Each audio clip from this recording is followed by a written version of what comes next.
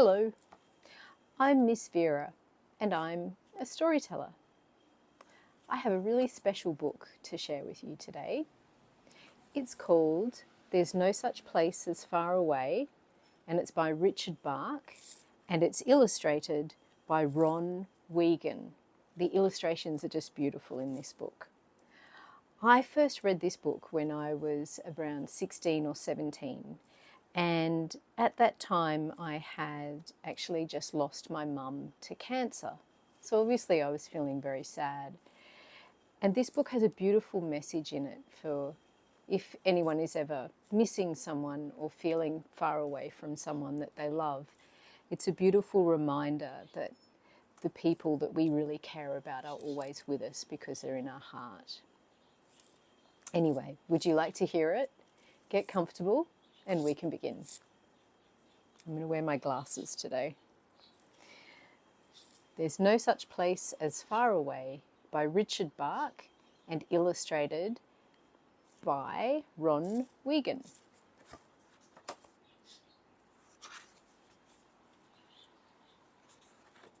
It's just got some really lovely illustrations in it, this book.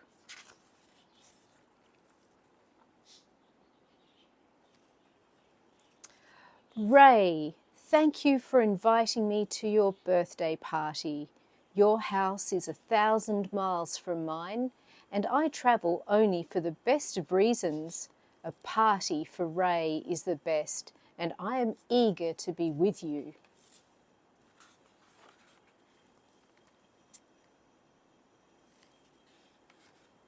I began my journey in the heart of the hummingbird you and I met long ago.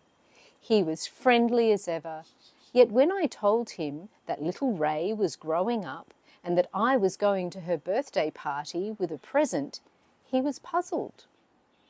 We flew for a long while in silence, and at last he said, "I understand very little of what you say, but least of all do I understand that you are going to a party." There's the hummingbird.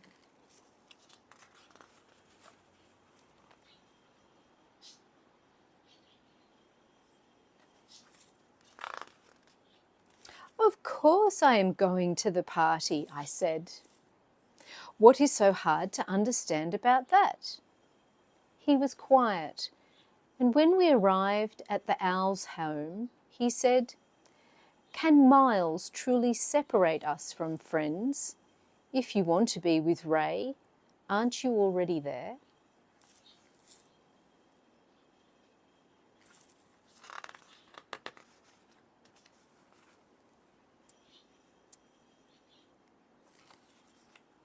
Little Ray is growing up, and I am going to her birthday party with a present.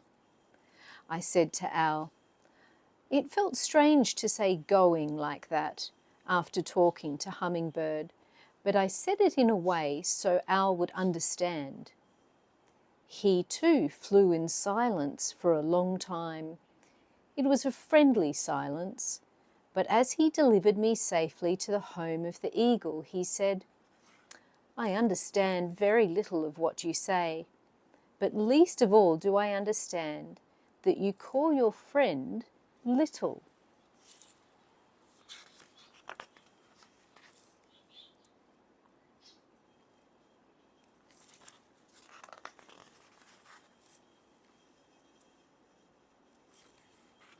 "Of course she is little," I said, "because she is not grown up. What is so hard to understand about that?" Owl looked at me with his deep amber eyes, smiled and said, "Think about that."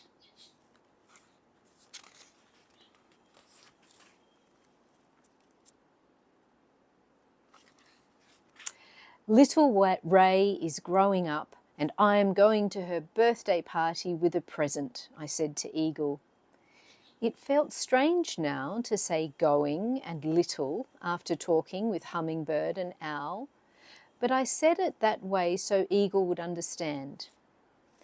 We flew together over mountains and soared the mountain winds. At last she said, I understand very little of what you say, but least of all do I understand this word birthday.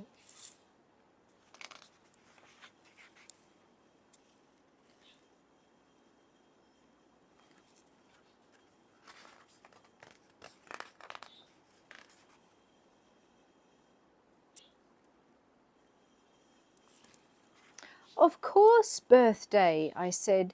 We are going to celebrate the hour that Ray began, and before which she was not. What is so hard to understand about that? Eagle curved her wings into a steep dive flaps and stepped to a smooth landing on the desert sand. A time before Ray's life began? Don't you think rather that it is Ray's life that began before time ever was? Little Ray is growing up, and I am going to her birthday party with a present, I said to Hawk. It felt strange to say going and little and birthday after talking with hummingbird, owl and eagle, but I said it that way so Hawk would understand. The desert poured by far below us, and at last she said, "You know, I understand very little of what you say, but least of all do I understand growing up."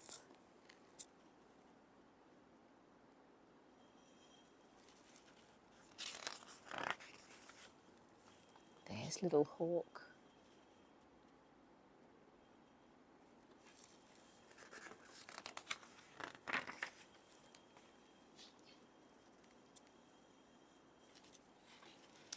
Of course, growing up, I said.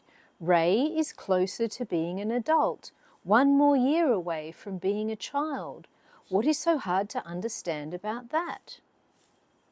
Hawk landed at last upon a lonely beach. 1 more year away from being a child? That does not sound like growing. And she lifted into the air and was gone.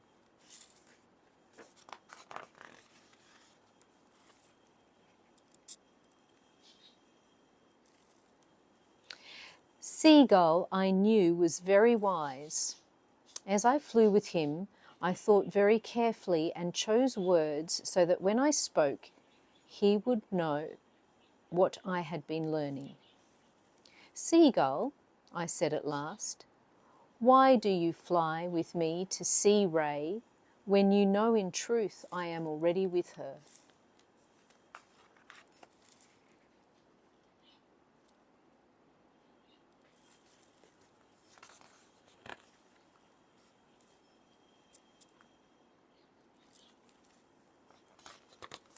Seagull turned down over the sea, over the hills, over the streets, and landed gently upon your rooftop.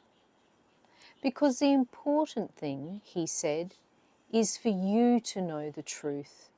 Until you know it, until you truly understand it, you can show it only in smaller ways and with outside help from machines and people and birds. But remember, he said, that not being known doesn't stop the truth from being the truth. And he was gone. Now it's time to open your present. Gifts of tin and glass wear out in a day and are gone, but I have a better gift for you.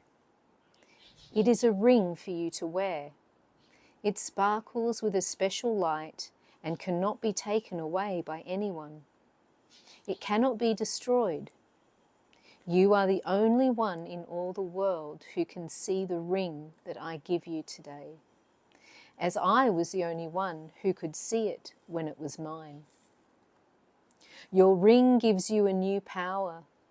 Wearing it, you can lift yourself into the wings of all the birds that fly. You can see through their golden eyes. You can touch the wind that sweeps through their velvet feathers. You can know the joy of going way up high above the world and all its cares. You can stay as long as you want in the sky, past the night, through the sunrise, and when you feel like coming down again, your questions will have answers, and your worries will have gone. As anything that cannot be touched with the hand or seen with the eye, your gift grows more powerful as you use it. At first you might use it only when you are indoors, watching the birds with whom you fly. But later on, if you use it well, it will work with birds that you cannot see, and last of all, you will find that you'll need neither ring nor bird to fly alone above the quiet of the clouds. And when that day comes to you, you might give your gift to someone who you know will use it well, and who can learn the only things that matter are those made of truth and joy, and not of tin and glass. Ray, this is the last day, a year, special time celebration that I shall be with you. Learning what I have learned from our friends the birds, I cannot go to be with you because I am already there. You are not little because you are already grown, playing among your lifetimes, as do we all, for the fun of living. You have no birthday because you have always lived. You were never born and you will never die. You are not the child of the people you call mother and father, but their fellow adventurer on a bright journey to understand the things that are. Every gift from a friend is a wish for your happiness, and so it is with this ring. Fly free and happy, beyond birthdays and across forever, and we'll meet now and then when we wish, in the midst of the one celebration that can never end.